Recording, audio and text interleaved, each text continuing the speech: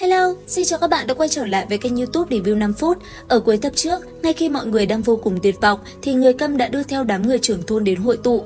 Các bạn có thắc mắc tại sao lão Câm lại có thể ra vào Vô Ưu Hương một cách tự do tự tại, trong khi nhóm của lão mù suýt chút nữa đã bị cấm chế hạ sát không? Thật ra, lão Câm vốn xuất thân từ Thiên Công thần tộc. Thiên Công thần tộc này thực chất chính là một đại gia tộc trợ thủ công của Khai Hoàng quốc.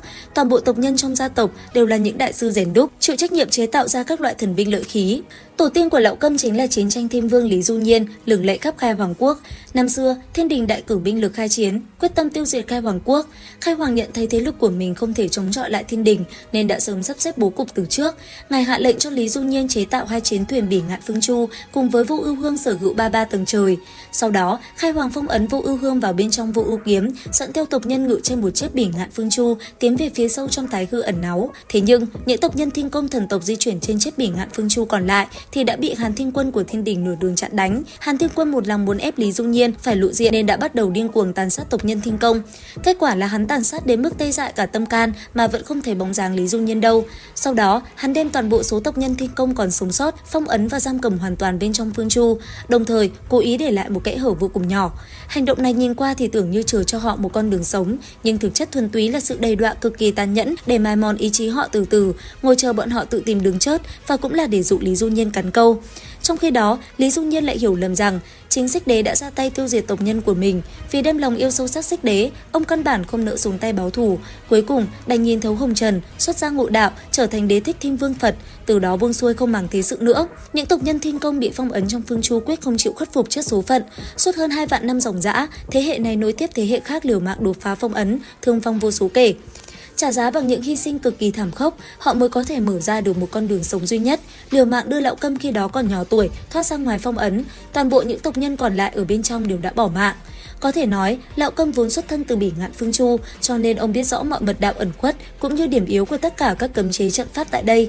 Vì thế, ông muốn đi dạo thế nào thì đi dạo thế đó. Còn đám người thôn trưởng suy cho cùng chỉ là những kẻ ngoài ngành, lần đầu tiên xông vào một cấm địa xa lạ, không hề am hiểu quy tắc trận pháp bên trong mà lại trực diện đối mặt với cấm chế sát thương tuyệt đối, bảo sao suýt chút nữa đã phải bỏ mạng tại nơi này. Quay trở lại với nội dung chính trong tập 85, ngay khi cả nhóm chuẩn bị quay trở về theo đường cũ, thôn trưởng đã cho Tần Mục biết rằng ông và mọi người cuối cùng cũng đã điều tra ra họ của hắn. Nương theo thanh âm của ông, Dược Sư lập tức lấy ra các món đồ đã thu thập được như eo bài, gương đồng, ngọc bội, y phục. Trên mỗi món đồ này đều khắc cùng một chữ Tần. Tiếp đó, thôn trưởng lại nói với Tần Mục rằng ngôi nhà nhỏ lúc họ mới đến không phải là nơi sinh của hắn, gia đình đó cũng không phải là cha mẹ ruột của Tần Mục, và cha mẹ hắn có lẽ vẫn còn sống. Sau đó, mọi người quay trở lại ngôi nhà đó. Tần Mục cẩn thận so sánh chữ Tần trên áo của đứa trẻ sơ sinh mới bừng tỉnh nhận ra rằng trước đó do cảm xúc quá kích động làm ảnh hưởng đến phán đoán nên đã không phát hiện ra nét chữ trên áo có sự khác biệt nhỏ so với hoa văn trên miếng ngọc bội của mình.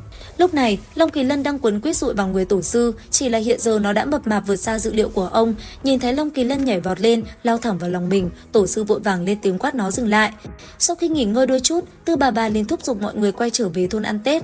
Bà còn nói đùa rằng con heo tổ sư nuôi đã béo mầm rồi, vừa vặn có thể làm thịt nấu vài bàn tiệc ăn Tết thật linh đình. Tổ sư nghe vậy liền luống cuống quát cản Tư bà lại, sau đó vội bảo hộ pháp trưởng lão dắt Long Kỳ Lân đi chỗ khác.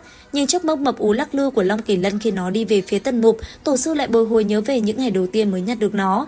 Khi dừng chân trước Nguyệt Lượng thuyền, nghe Tần Mục kể về trải nghiệm khởi động con thuyền vĩ đại này, ai nấy đều không khỏi kinh ngạc tán thán. Lão quẻ định âm mưu cũng luôn con thuyền này đi, nhưng đã bị Tư bà lập tức mắng mỏ, gạt đi với lý do trong thôn làm gì có chỗ mà chứa. Mọi người đành để lại Nguyệt Lượng thuyền ở đó rồi lên đường trở về.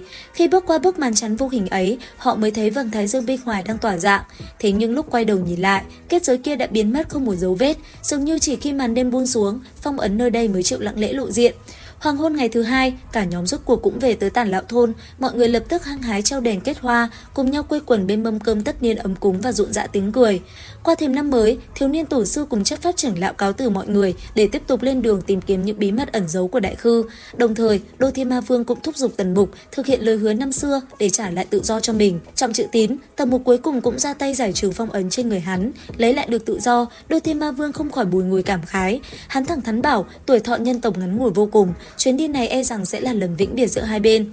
Hắn cũng thừa nhận thế giới này vốn đang nằm dưới sự giám thị nghiêm ngặt của chư thần, khắp nơi tràn ngập sát cơ, bản thân hắn cũng chẳng muốn dấn thân vào hiểm cảnh này thêm lần nào nữa.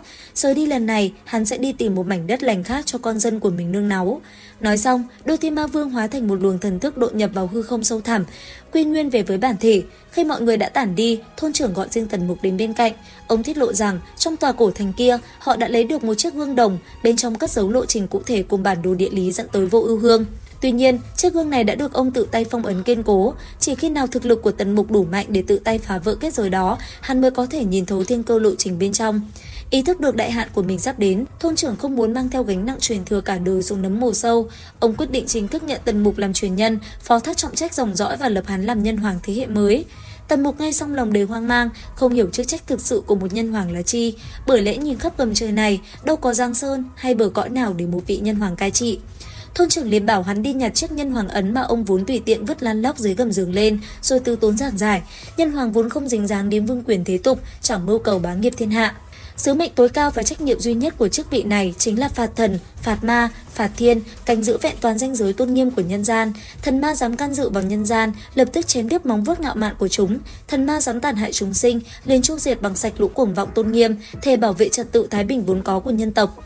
Thấy sứ mệnh nhân hoàng quá đỗi nặng nề, lại đầy dẫy hiểm nguy sinh tử, Tần Mục sợ hãi ném phăng nhân hoàng ấn rồi vắt chân lên cổ chạy trốn.